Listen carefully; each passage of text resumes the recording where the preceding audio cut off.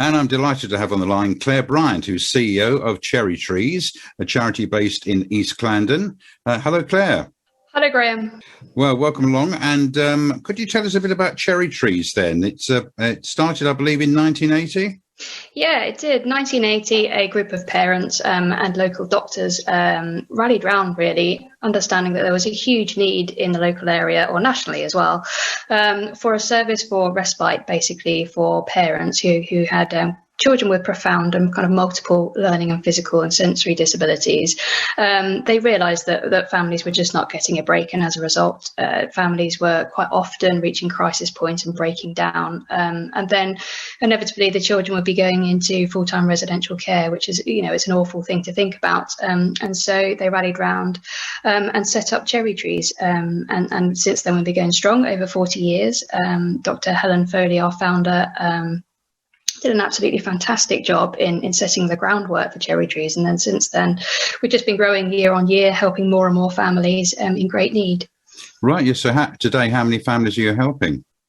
We're about 110 families, and lots of those families have got siblings or two children with complex disabilities. And we support children and young adults, so 0 to 19, so the whole spectrum, along with, we're an inclusive disability service.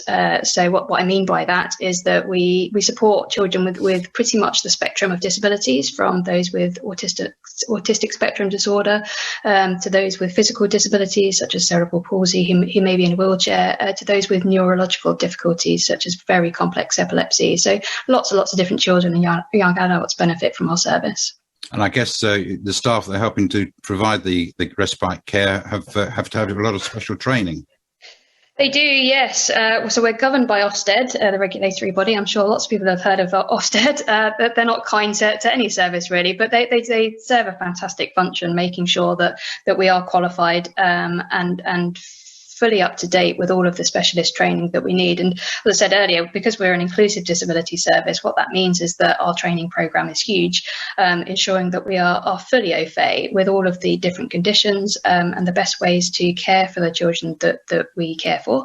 From a medical side, we have children who are gastro-fed, so that requires lots of medical training. I said earlier that I think about 60% of our children have got epilepsy. So if you ever encounter somebody who's having a seizure, it's quite a scary thing. And what we need to do right at the beginning when staff start with us is to ensure that they've got all of the skills to make sure that they're confident in dealing with the disabilities that the children present with. But also one of our key ethos, that runs through everything that we do is child first, disability second. What I mean is that we try and remove all the barriers associated with the disability, so we can value the children for who they are. And as a result, we need to make sure that carers are comfortable and confident to say, if a child has a seizure, this is exactly what I'll need to do. It shouldn't faze me too much. I understand what the protocol is. And the same with autism and challenging behaviour. And as a result, I can then carry on and organise trips out. I can organise, for children to play, to have sleepovers, do all of the fun things that children should be doing. Right. I guess it takes quite a bit of a specialist equipment as well, does it?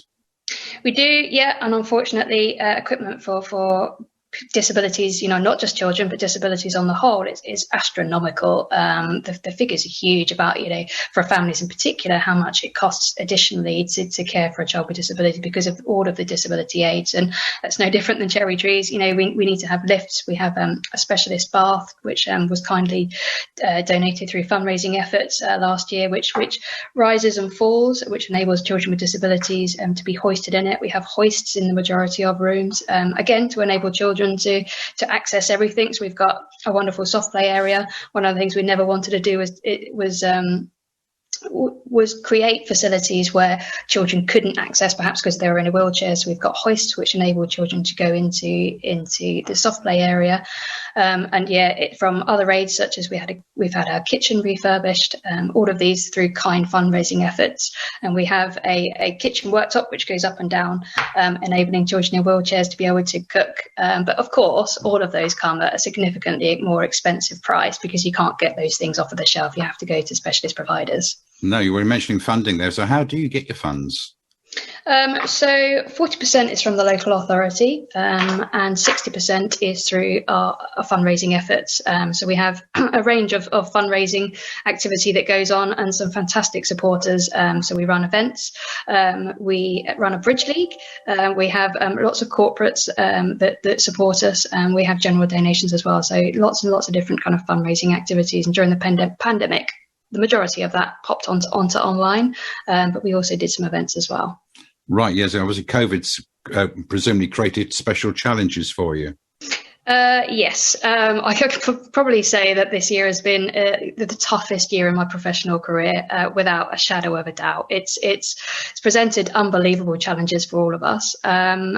However, we also knew that the families who have children with disabilities, the unbearable pressures and considerable strain that they've experienced as a result of the pandemic is definitely indescribable. So, we've experienced issues and problems and hurdles, but we knew that our families did as well.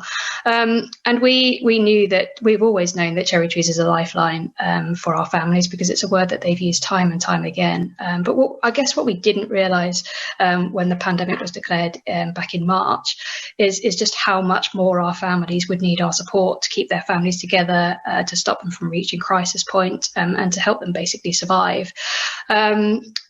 The challenge that we face were unprecedented. The hurdles that we've had to overcome have been phenomenal. It's definitely kept me and my management team and the staff on their toes. But right at the beginning, I had a decision to make. Do we close our service, just like the majority of businesses, charities, and other provisions around us? Because the government was quite specific around services that needed to close. Or did we, with the local authority support, the government support, Public Health England support, and family support, do our best to remain open? And it was a tough decision to make, because we didn't know what the pandemic was all about. We'd never experienced a pandemic in our lifetime, so we didn't know the risks around COVID-19 in particular. But we had to put faith in the government, who were quite clear that the risks to children in particular were very, very low. But we knew, but one of the things we were certain that we knew is that without Cherry Trees, and without the support mechanisms in our families' lives, children would inevitably experience harm, and families would break down if we closed. So we had a tough decision to make, but actually the end decision was quite an easy one. I wouldn't have been able to sleep at night knowing, wondering how our families were coping. So we stayed open, but blimey, the challenges, it was a barrage of challenges, and it still is. We were bombarded with significant challenges and hurdles from, things that everybody else experienced as well, but on a bigger, larger scale. So things like, when the supermarkets were kind of raided, and there were no longer any supplies of basic things like pasta and rice and toilet roll and those kind of things. Unfortunately, as much as and hard as we tried, we didn't have any priority service to those to supermarkets, because they had everybody saying I'm a priority. So unfortunately, we didn't make it up there. And so we were faced with significant food shortage, or potentially significant food shortages. We've got lots of children with specialist diets, so that includes gluten-free, dairy-free, which they must have in their diets. We were also faced with lack of PPE, just like the NHS. So, very small amount of PPE that we had in our stocks. And we also faced significant staff shortages due to self-isolation. But I'm really, really pleased, and it's very much only through a heroic effort by our staff, our volunteers, and our community of supporters that we have overcome every single challenge through large companies such as Pasta UK delivering us kilograms and kilograms of pasta to make sure that we've got a staple food, to local villagers going around the stores themselves and getting kind of dairy-free, gluten-free food to make sure that our stocks were shelved, to our local pubs saying, actually, we've got to close, but we've got loads of stock in our cupboards, and delivering it to our doorsteps, to WIs and schools and church groups making us PPE equipment like face masks right at the beginning. And I guess the hardest challenge for us right at the beginning is that we were forecasting £100,000 deficit in fundraising income, along with considerably increased staffing costs and other costs, because of everything, because of having to cover staff sickness and increasing lots of different costs. And that was really tough for us to consider such a deficit. And sadly, so many charities have closed for good because of the impact of COVID-19. But we are really, really lucky that we've got a great amount of supporters, which are ever growing. We have had lots more volunteers come to us to say, I'd normally volunteer at this place, but actually they're closed. So can I volunteer my time with Cherry Trees? And it's a thanks to my dynamic and kind of really dedicated staff team that have said, we're not giving up. We need to carry on and stay open for our families. And that's from the care team, who sacrificed so much. I had a senior manager who moved out of their home with a newborn baby because they knew the risk potentially to their family was too high. But they also knew that they were needed at Cherry Trees to remain open. So they moved out of home for a period of time. To our fundraising team, who, we are a small little charity. We certainly were before the pandemic hit, who actually said, what, we need to embrace this. We can't go for £100,000 deficit. It's not, it's inevitably going to mean that Cherry Trees is going to close. So they become really dynamic very quickly, and they became, that they encouraged our supporters to access online events. We'd never done an online event before. So we had a fantastic a talk of Hatchlands National Trust, and became a great partnership with them.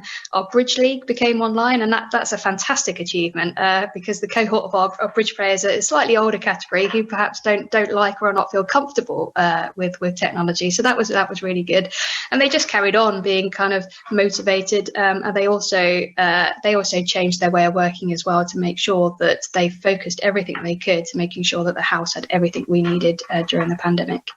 Great stuff. That's really great spirit, isn't it, as well? And I believe you've got a couple of fundraising events coming up. And our events are very much family focused.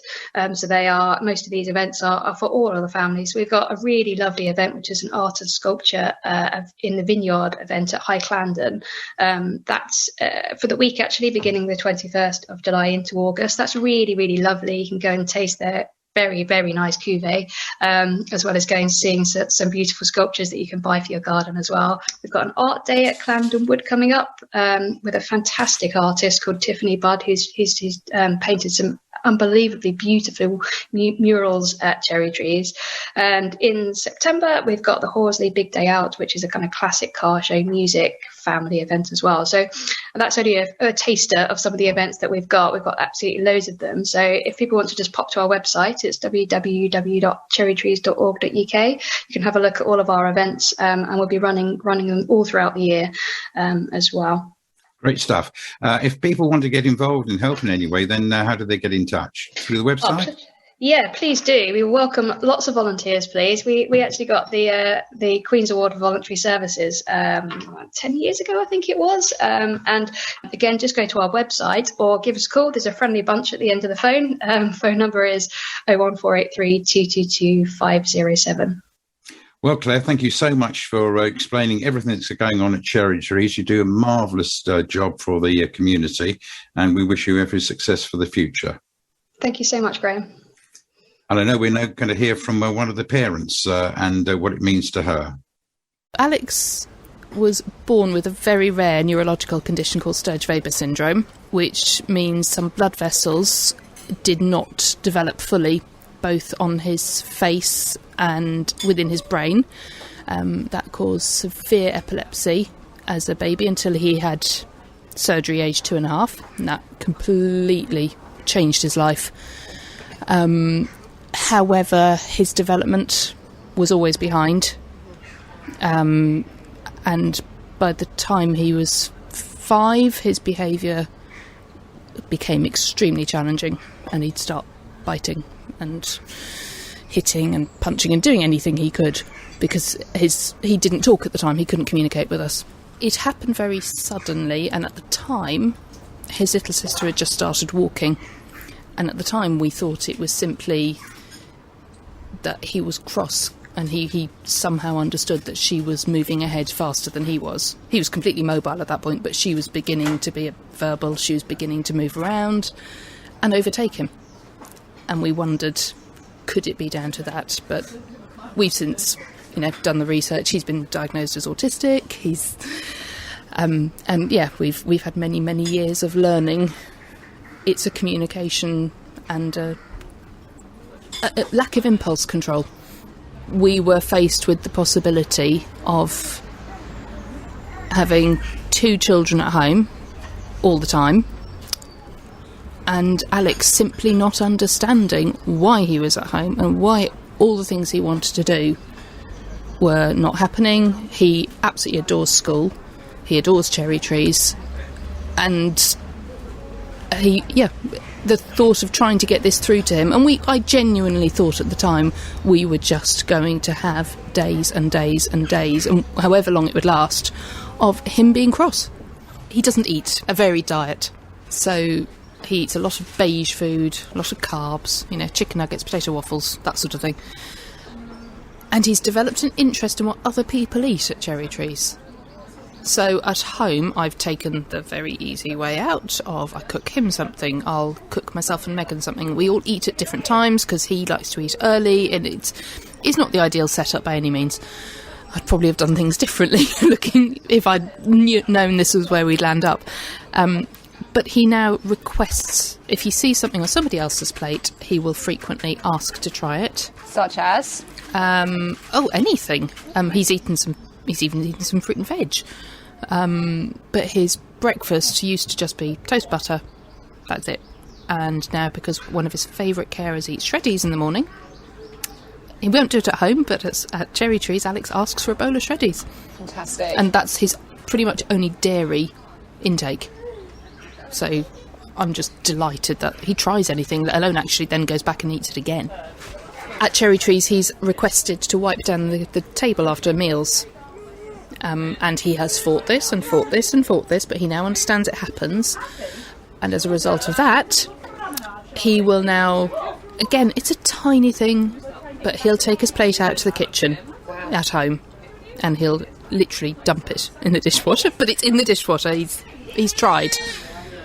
He will accept different things and changes from outside the home, and being able to import that back into home is great. I love it. I'm not sure I could even put it into words. That's the problem. Actually, I'm beginning to cry at the thought of it, because it's just meant that much to us. It's unbelievable that Cherry Trees has stayed open.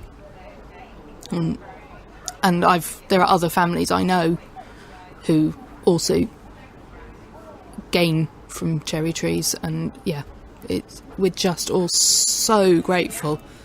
And I don't think you can ever say a big enough thank you, because we know that the staff have almost certainly given more through the last year than they had before, and they didn't have to stay open, but they did.